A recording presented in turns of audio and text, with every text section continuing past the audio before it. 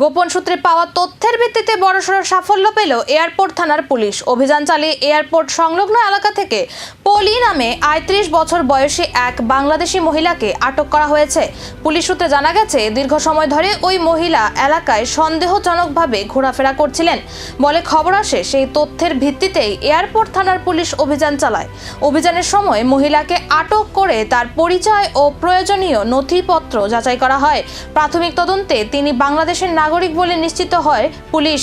তদন্তকারীরা এখন খতিয়ে দেখছেন কিভাবে তিনি রাজ্যে প্রবেশ করেছেন এবং তার কাছে বৈধ ভ্রমণ সংক্রান্ত নথিপত্র ছিল কিনা। পাশাপাশি তিনি একাই এসেছিলেন নাকি এর পেছনে অন্য কোনো ব্যক্তি বা চক্র জড়িত রয়েছে তাও খতিয়ে দেখা হচ্ছে।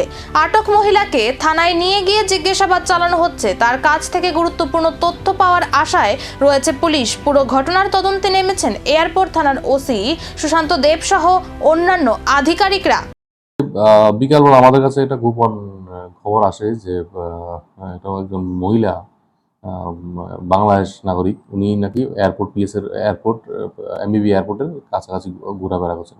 ওই সময় আমরা ওই গিয়ে সঙ্গে সঙ্গে মহিলাটাকে পাই আমরা এয়ারপোর্টের এখানেই। তখন আমরা যখন জিজ্ঞাসাবাদ করি, মহিলাও স্বীকার করেন যে ওনার নাম পলি, বাংলাদেশে বাড়ি নবাবগঞ্জ। তো উনি ওই সময় ওনার কাছে কোনো পাসপোর্ট বা ভিসা বা কোনো কিছু নেই। আমরা জিজ্ঞাসাবাদ করে উনি বললেন যে উনি ইলিগেলি এসেছেন। সে সঙ্গে সঙ্গে ওনাকে আমরা ডিটেইন করে থানাতে নিয়ে আসি এবং ওনার বিরুদ্ধে আমরা আইনানুগ ব্যবস্থা নিচ্ছি।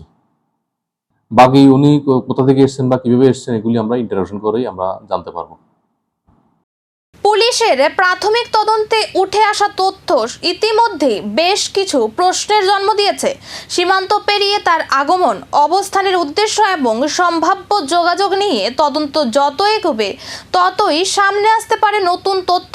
এখন নজর পুলিশের পরবর্তী পদক্ষেপের দিকে।